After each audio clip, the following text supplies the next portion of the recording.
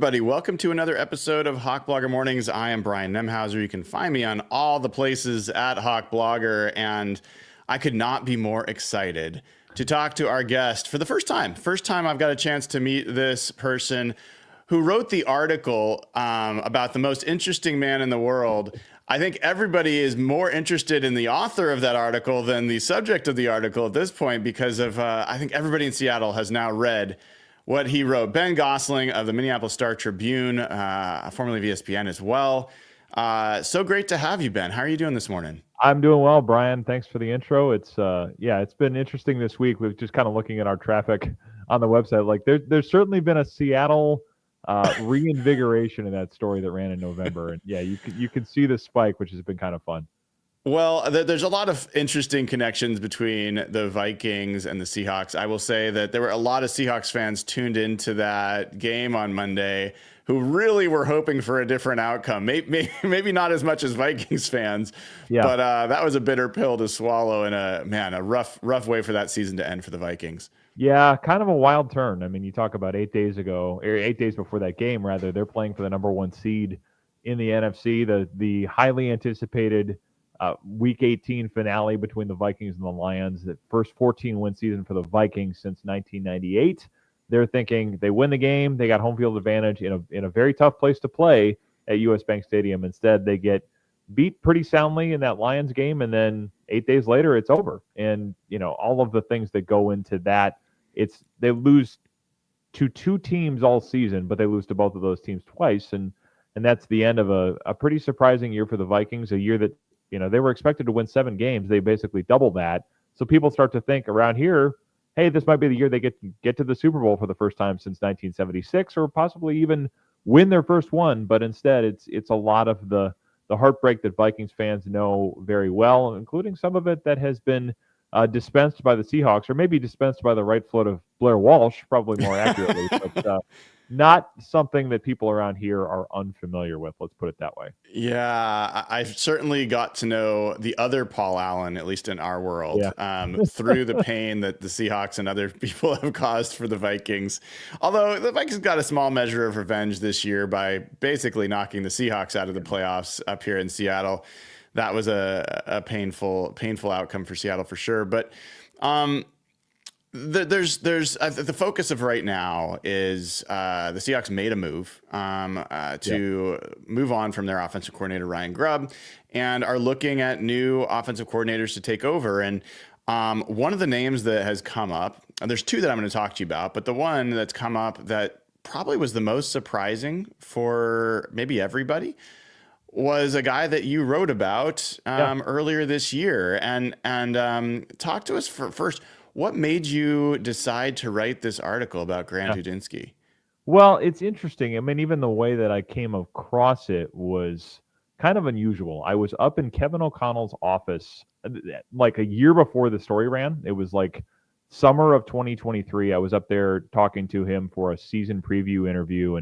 And this is when Grant is still kind of in I can't even remember what the role was. They'd added something to his title in 2023, but he's still kind of in this administrative role that they hired him for. Basically, they wanted him to be kind of a chief of staff for Kevin O'Connell that can handle some scheduling stuff and basically make it so that a lot of the CEO responsibilities that go into being a head coach can get delegated. And Kevin O'Connell tells me later that we realized this was like hiring a guy that knows how to build a car for a job at a car wash. And they also realized his sort of detail administrative skill set is probably not where he's best. And I'm sure we'll get into some of the reasons for that are highlighted in that story as well. But so Udinsky chimes in on a walkie-talkie with O'Connell, and O'Connell kind of gets this amused look on his face and just says yes. And then they kind of talk for a few minutes. And then I asked who was that, and he goes, Grant Udinski. And he says, yeah, he's the guy that you guys are all gonna be saying in 5 years should replace me because he's that smart. But he's also just kind of an odd duck. And so we get talking about this. Then he tells me about this, and he embellished it a little bit because he's trying to give Grant a hard time. And he says he's like this extreme rock climber, and I'm thinking like the beginning of Tom Cruise in Mission Impossible 2, where he's going to the thing and. Something like that. And I asked Grant about it later. And he's like, no, he embellished a lot of that stuff, but he does go on these extreme hiking trips to various parts of the world where he's basically off the grid, staying in hostels and all of these kinds of things that are in the story. But so we get talking about this, and I told O'Connell, "You got my reporter brain going here." And then he goes, "You should absolutely write a story on this." And later that year, when Kirk Cousins gets hurt, they trade for Josh Dobbs. They're kind of doing all of these Friday afternoon cram sessions with their quarterbacks that don't have much experience in the offense. They go for like 6 hours. So I ended up thinking I'm going to write the story in 2023 about all of the work he's doing to get all these quarterbacks up to speed. And then season kind of goes haywire. They end up missing the playoffs.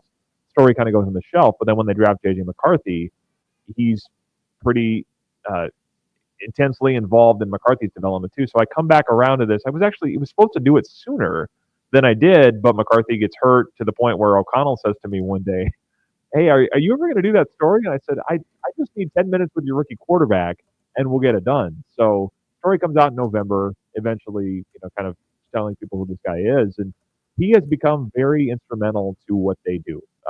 Both in quarterback development, he's become somebody that Kevin O'Connell and Wes Phillips and Josh McCown lean on for insight. I mean, he's basically all football all the time. When he's this kind of 10 days in the summer when he goes off the grid are really the only exception to that. I mean, he is as immersed in football as anybody you will find, and that's a lot of what has impressed people about him. That's why Kevin O'Connell, who's a guy that knows a thing or two about being on a fast track, has said Grant Udinski is going to be on a very fast track in this business.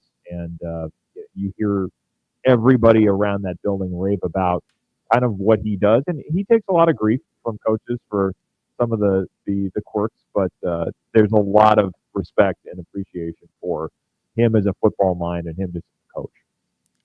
This is amazing, and I want to roll right into the next question. We're getting a little bit of modulation with your microphone, like getting quiet. Is there anything that you notice on your side that might be able to adjust that? I could probably just be closer to it. I mean, does that help at all? That does help. Okay. Thank you, Ben. Yeah, I think it's just very directional. Yeah. Awesome.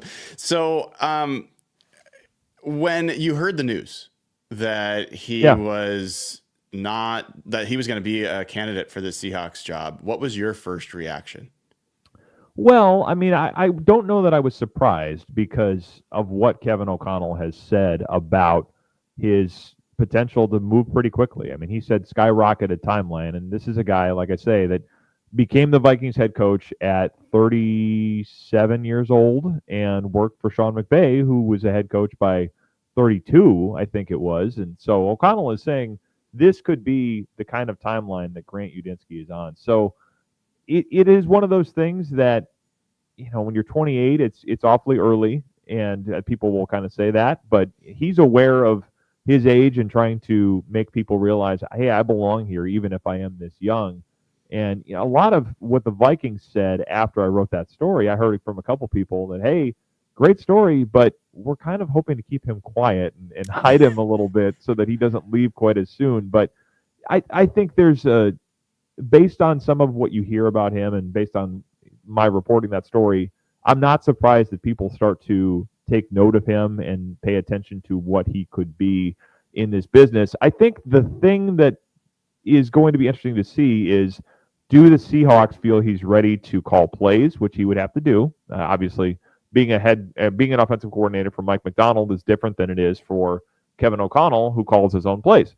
There's that, and he would be in charge of a room for the first time, running offensive meetings at age 28, 29 years old by the time he gets into that job. So that part of it is awfully new, but he's certainly somebody that when you get into a room with him and you see how much football he knows and how much he cares about players. I mean, that's the other thing everybody talks about with him is the degree to which he will go to make sure a player has every single thing that they can have. And I point this out in the story that a lot of the time that you see him at practice, he's off on a backfield spending 45 minutes with Sam Darnold after the practice or working with a rookie quarterback that needs a little bit more development time. I mean, he basically says, hey, whatever time you want to spend here on your own, of your own volition, I am here for you. So, a lot of those things tend to get you noticed and tend to get you talked about pretty quickly. But, it's early in the sense that he would be jumping over the quarterback coach job. He has not been the main quarterback coach, but the fact that he's getting in front of head coaches at this age is a testament to some of the things that the Vikings say about him quite a bit. One of the things, and we're talking to Ben Goessling of the Minneapolis Star Tribune. One of the things you wrote in that article, again, one of the best articles I've read this year, for what it's worth, happens to be about a man that I needed to know about, but it was really, really fascinating work, was that I can't remember which coach it was for, but he started preparing like the scouting reports, and the coach was kind of basically saying, I've seen a million of these things, and Wes Phillips, the offensive Wes Phillips, okay. Yeah. And that Grant Udinski was basically answering all the questions he had well up front. Can you talk a little bit more about like what they've seen in terms of his proclivity to kind of understand what defenses are doing? Yeah, I mean, a lot of what he'll talk about, I mean, and Wes Phillips said it's a lot of looking at blitz tendencies and saying, hey, if we do this, they're going to adjust this way. He has been somebody that is pretty good at kind of cataloging those things. I mean, J.J. McCarthy is convinced he has a photographic memory, which Grant is pretty humble and kind of bashful about a lot of these things. So when I asked him that, he said, no, it's not photographic. I have a pretty good recall for these things and I study a lot. But when he was in quarterback meetings with rookies, which is obviously something the Seahawks may be going through here in the next few years as well, he was pulling things of, hey, week 4 against Eastern Michigan back in 2022 on third down, you guys called this and you checked to this. Can you talk about that? I mean, that level of detail is a lot of the stuff that people say, whoa, this guy has a catalog that is not a normal thing. I mean, it's, a lot of these coaches obviously forget more football than we'll ever know, but even by that standard, I think he sticks out to people. And it's those kinds of things. It's, I think, an ability to say these are their defensive rules, and if we do this is how it's going to get them to adjust. I mean, that's such a central part of the Sean McVay, Kevin O'Connell way of doing things on offense, is figuring out teams' rules and kind of playing guerrilla warfare and saying, okay, if they're going to do this, we can use this against them by forcing them into a bad situation with this set of adjustments. That kind of ability to understand that is a big part of it. He was a defensive end in college too, so he has played the defensive side of the ball, and I think has an understanding of how defenses operate because he has lived it. So I think all of those things kind of go into the overall package for him. It's funny. It reminds me very much of the stories that were written about Mike McDonald when he was an intern and basically studied how offenses were attacking teams on third down and those pieces, and a lot of the things he learned that helped him craft his defensive philosophy came during those years. And it sounds like Grant has certainly done that on the other side of the ball. There's some people that are wondering if there's a chance, because there's another name, another NFC North name. They seem to all be NFC North names, a hot division for sure. The coordinator I've covered.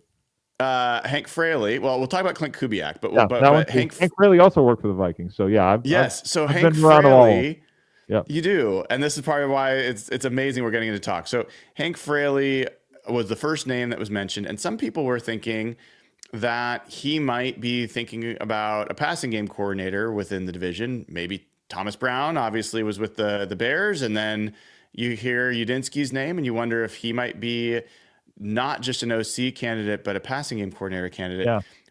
Is that even plausible? Would the Vikings let that happen if they wanted to go that way?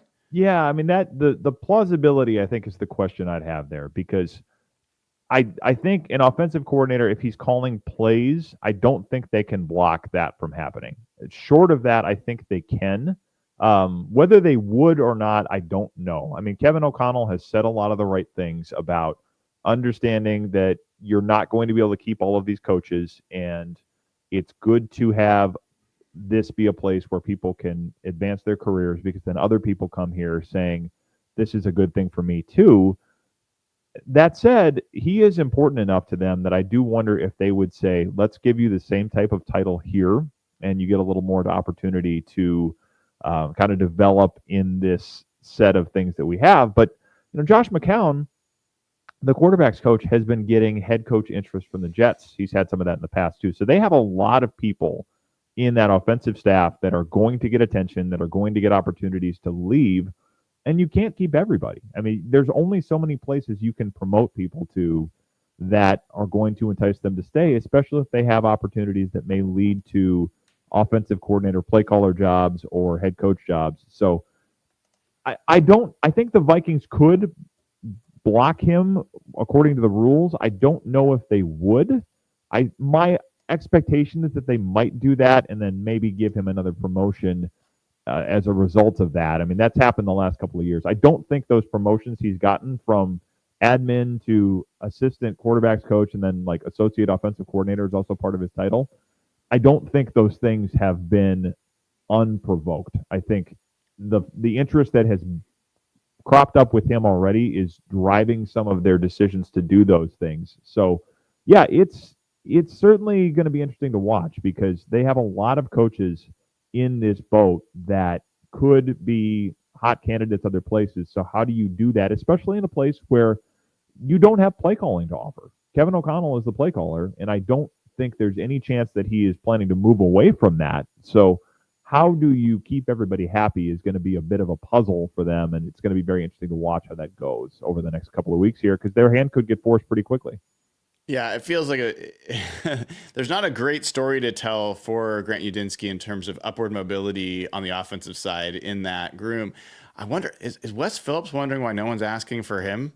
I think a little bit, yeah. I mean, he had an opportunity a couple of years ago. I think the Chargers were talking about hiring him when Brandon Staley was still there because he and Brandon Staley obviously had worked together in Los Angeles, and those guys were all pretty tight. Brandon Staley and Kevin O'Connell were pretty tight. But Wes Phillips decided to stay in Minnesota to kind of see things through. Yes, I do think that is something he is wondering about. And if there was a play calling opportunity that came up that people talked to him about, I think that'd be something he'd look at too. So, all of that, especially when some of these head coaching jobs get filled, I do wonder if there's going to be somebody that comes calling for him and saying, hey, we want you to come in and be the play caller. Because they've let him do some of that in the preseason. Kevin O'Connell has turned over some of those things to Wes Phillips in preseason games to get him that experience.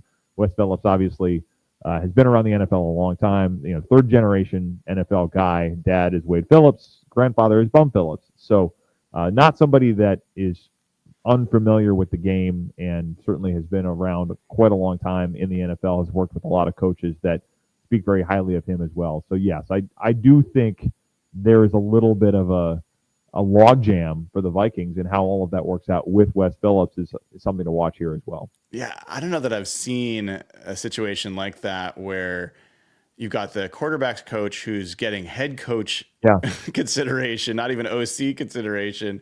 You've got assistant OC and assistant quarterback's coach getting OC consideration, and the OC is getting no consideration. It's a very odd situation, and something I guess we'll kind of monitor through. To two other names, the Hank Fraley and Klint Kubiak connections. You obviously have awareness of both. Talk about what you know about both of those guys and what you think they might have to offer. Yeah, I mean, Fraley, when he was here, was an offensive line coach. I mean, this was back in the Mike Zimmer days, so certainly have not seen him in something resembling an offensive coordinator role. But he came up, I think, under Jeff Davidson, who was the offensive line coach at the time and has been an OC. So, kind of I think the way it worked back then, the offensive line coach was, and this happens a lot of places where the O-line coach is pretty intimately involved in the running game construction. I mean, a lot of the run game planning that happens, the offensive line coach has a pretty big role in that. I think that was certainly true for him here. And so if it were to be him, the passing game coordinator idea is very interesting because I would think that he would have some interest in going that way. I mean, we see lots of former offensive linemen that come in and make good coordinators because the offensive line, of course, is the nucleus of the whole thing. You have to have good offensive line play to have an effective offense most of the time. So that would certainly be what he would bring to the table. And Klint Kubiak is an interesting case as well. I mean, when Kevin Stefanski was here in Minnesota, Klint Kubiak was first here as like an assistant quarterbacks coach, very much in that Grant Udinski type role. And Kevin Stefanski stumped pretty hard for Klint Kubiak to get that job. This is a pretty low-level job at the time, but those two had clicked. Klint Kubiak had impressed him. Obviously, Gary Kubiak, his dad, had come to work with Kevin Stefanski when Stefanski became the offensive coordinator in Minnesota late in the 2018 season when they fired John DeFilippo after almost getting shut out in Seattle. That was what led to that change. So Stefanski brings in the Kubiaks, basically says, I want to run your offense because this is something that I think very highly of. Obviously, that scheme has been prominent around the NFL. Kyle Shanahan, all of those coaches that come from the Kubiak-Shanahan tree have made it the system of the moment. So Stefanski brings the Kubiaks in. Gary takes the OC job after Kevin Stefanski leaves, I think in part to help Klint get ready for a shot. Klint's year as the offensive coordinator in Minnesota is 2021, and that's Mike Zimmer's last year. And being an offensive coordinator under Mike Zimmer is a pretty stifling experience. I think any of those coordinators that have done that, at least in their private moments, probably would admit that. You are expected to run the ball a certain amount of the time.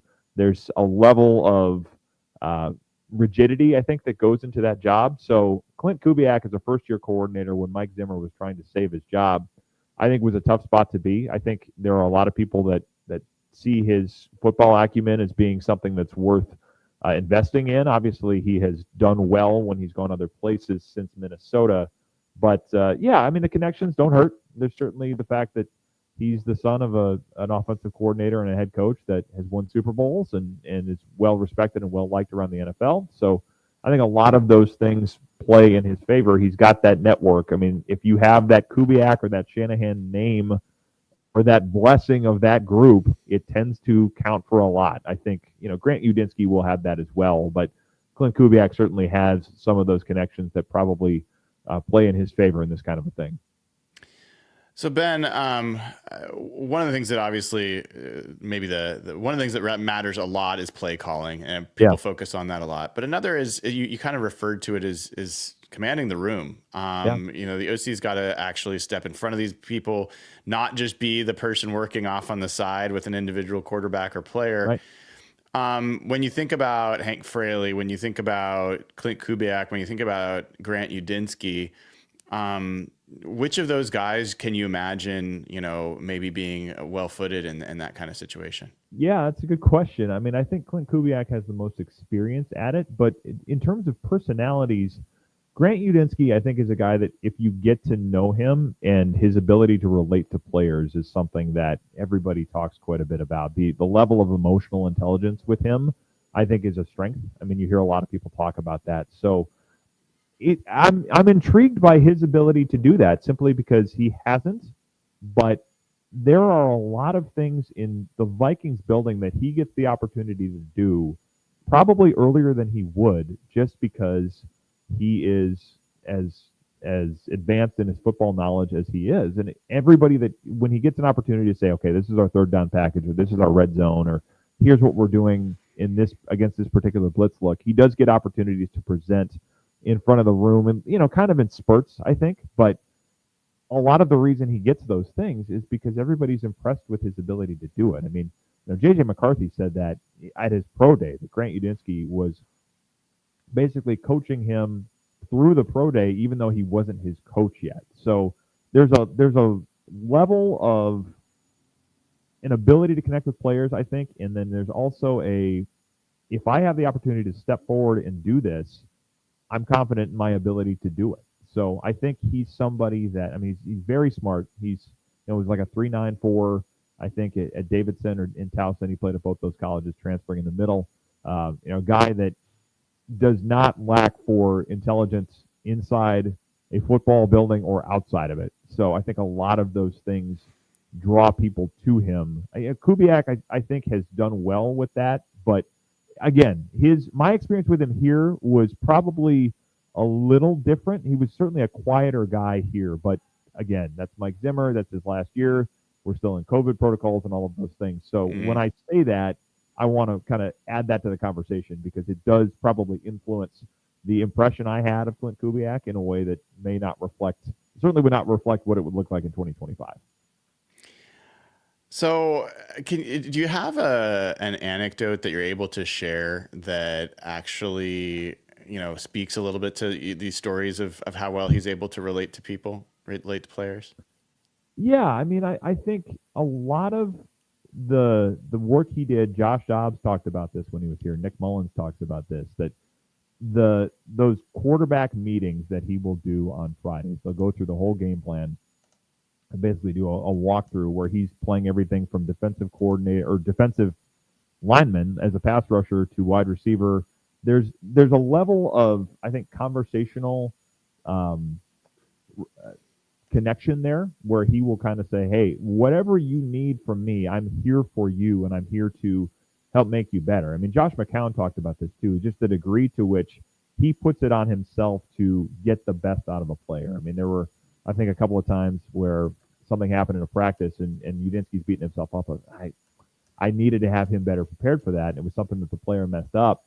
And McCown says, dude, that's not your responsibility. That's some of this has to be on the player too. You cannot be the guy that fixes everything for everybody all the time. So there are, I think, some of those things where he has said to players, and coaches say this too, that he will go as far to help a player as he possibly can. I mean, J.J. McCarthy said this, that during OTAs, during minicamp, he would have these questions at 11 o'clock at night, and the older coaches are like, text Grant. He'll be up. He'll be able to work with you. And this became a nightly thing where McCarthy would call him with questions when he's going through his notes at the end of the day, 11:30 at night. McCarthy said it got to the point where when he didn't call, he sensed that Grant was probably a little disappointed that, well, I was thinking he'd call and we talk ball at 11:30 at night, and that didn't happen last night. So that level of commitment, I think players have pointed that out over and over, that he will go that far, and that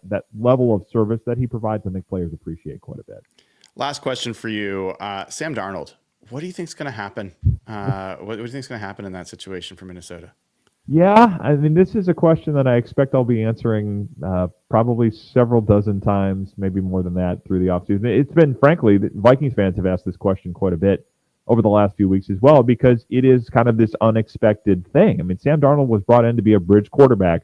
You figure he's going to play better than, I mean, the Vikings were confident he played better than he had played in the NFL, but this was to get them to J.J. McCarthy. And I think if J.J. McCarthy had been healthy and Sam Darnold had struggled, I think the Vikings had seen enough from McCarthy to say, maybe we make the move at some point during the 2024 season. Obviously, that doesn't go that way because of McCarthy's injury and because of how well Darnold played. I think a lot of what you're going to see from the Vikings is they're going to keep their cards pretty close to the chest over the next few weeks here, because they know that if they can franchise tag Sam Darnold, which they have the cap space to do, they then control what they would get for him, whether it's somebody signing him or possibly trading him later.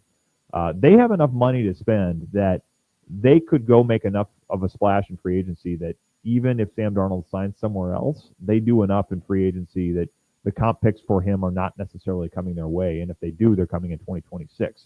So the idea that the Vikings would keep Darnold and then possibly look to trade him, I don't think is out of the question. I think that's something they're very much going to consider.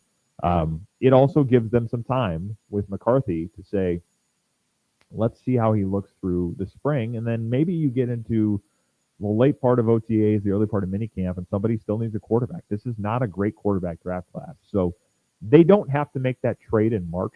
I think they can keep him on their cap because of how much cap space they have.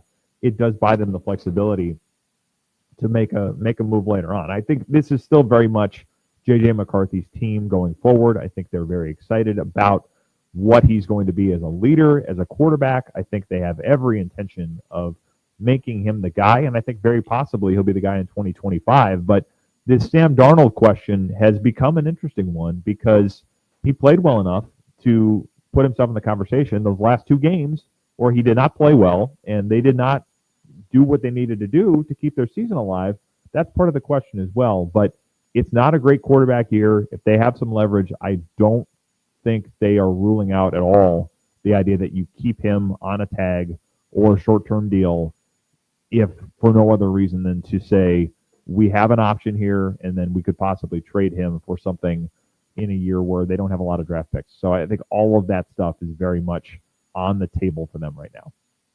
Makes a lot of sense. Ben Goessling from the Minneapolis Star Tribune. Anything people should be looking out for coming up from you in the next few days or weeks? Well, the first thing coming up for me is probably a few days off Good after for you. a pretty busy start to the season here. But, we'll have plenty of things coming, podcasts, video, stories in the newspaper, stories online over the next few weeks. Got a couple of off-season projects that I'm kicking around. Nothing I can kind of have fully formed at this point, but our Vikings coverage in another busy offseason will be pretty extensive throughout the offseason. I've got a couple of things I'm working on with the idea of like quarterback development and quarterbacks in high school. Has it become almost pay to play in terms of do you have to go to passing camps? Do you have to have a private instructor? So want to kind of dig into some of those things. That's something probably a little further down the road, but in the short term, busy Vikings offseason again, and we'll have a lot of it with our massive team of 4 Vikings beat writers at the Star Tribune. We'll be covering a lot of those things coming up. Awesome. Ben, it was great to meet you. Thank you so much for taking time out of your day, and enjoy a few days of downtime. I definitely know what that feels like. Yeah. Thanks so much for having me, Brian. It's fun to talk about Grant. It's going to be fun to see where it goes for him. I don't expect, if he doesn't get this job, I don't expect he'll be waiting long for an offensive coordinator or head coach job. So it's going to be interesting to watch his rise for sure. Yeah, well, congrats on a great story, and I'm sure many others that you have written and will write. We'll keep an eye out for that. All right, Ben Goessling from the Minneapolis Star Tribune. Thank you, Ben. All right, folks, you heard it here first. Of all the folks that Ben Goessling has had experience with, I was kind of amazed, and amazed is the wrong word. I was intrigued by the fact that Grant's the guy that he mentioned as the person who he thinks could step in front of a room and lead. And I think to hear him mention EQ is pretty interesting.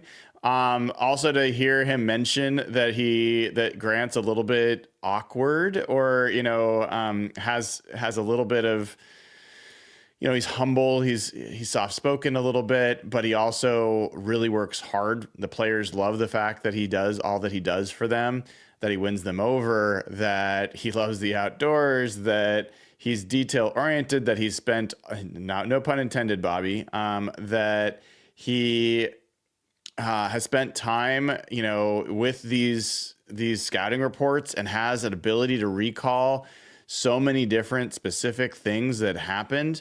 For me, it just sounds a lot like Mike Macdonald. I mean, it sounds a lot like Mike Macdonald. Now, you don't always fall in love with yourself, right? Like, your partner often is in life is a compliment and maybe has different strengths than you. So maybe it's not a perfect match, but there's a lot of parts about this that feel like what I said when the report first came out, when I first read Ben's story. I talked about the fact that this guy sounded like Mike Macdonald on the other side of the ball. And so nothing I heard from Ben today changes that. And I think it's great news that he got a second interview. The fact that Mike Garafolo reported it is also interesting, because Mike Garafolo, remember, is the person who yesterday said that Klint Kubiak was getting the second interview and was, in the driver's seat for the job.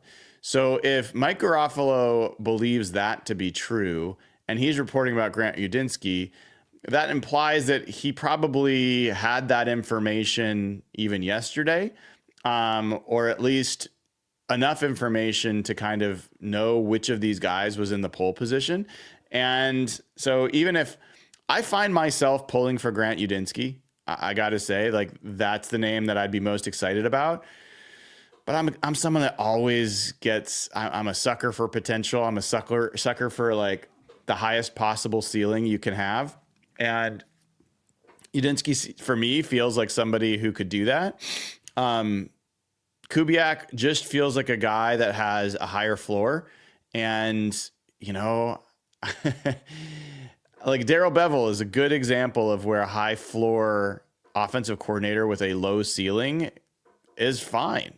I just, I can't say it's always the bad thing to do, but you also get the Lawrence Jacksons of the world and the, Grant Wistroms of the world, that maybe just don't have that, the LJ Colliers that just don't have that much potential to be something special. And that creates limits. And when you're a team that, as I was talking about with Dave Bowling and Mike Sando this morning, you're a team that right now does not have players that so far are on some clear all-pro trajectory. You got guys that are kind of, maybe scraping up against it, but it's not clear cut and it's not certain that it's going to reach it. I get a little bit more risk tolerant about what I do with coaching, because you might get a coach who is so orthogonal to what other people are doing that he's able to unlock something that gets more out of those players, that creates a scheme advantage that maybe you can leverage for a few years to get you that next step. Because there's a lot of ways you can move forward as a team. Obviously, players and talent is the number one way to do it, and there's almost no replacement for it. But it's been proven time and again that if you get the right coach in the right situation in the right moment, that they can absolutely elevate a team. We saw it this year with Mike McDonald, largely the same personnel as last year's 32nd ranked Seahawks defense is a top 10 unit 1 year after Mike McDonald's here. Yes, there were some personnel changes, but for the most part, he was part of the person who's helping to guide what those should be and making the right decisions about who to elevate, putting Kobe Bryant in the position that he was in, putting Josh Jobe in the position that he was in, putting Tyrese Knight in the position he was in. So getting the right coach can also mean picking the right players, selecting the right guys, putting them in the right position. It's not always about just how good of a play caller is that person. And so, I just like the profile of Udinsky. I like the fact that he's just a tireless worker. He loves football. For me, that's where my heart is right now. Doesn't seem like it's necessarily the most likely outcome. And for what it's worth, my heart was all in on Ryan Grubb last year. So whether you want to trust my heart or not, that's up to you. But that's where I'm currently at. I know that there's people all over the place on this, and it's going to be fascinating to see just how far the Seahawks are willing to go. If Hank Fraley is their guy, for example, and they get to the Super Bowl, they'd have to be willing to wait all the way until after the Super Bowl to make that hire. Are they going to be willing to do that? I don't know. Like, you'd have to be really sure that that was your guy if you're going to wait until after the Super Bowl and make the hire. So I think we're getting pretty close. I wouldn't be surprised if we get a decision in the next week. I think that's absolutely possible. And so we'll keep an eye out for that. I will be back with you all tomorrow. Jeff Simmons and I will do Seahawks Saturday. We're going to dive deep on free agency. We're going to come in, both of us, with our top 10 lists of free agents across all positions.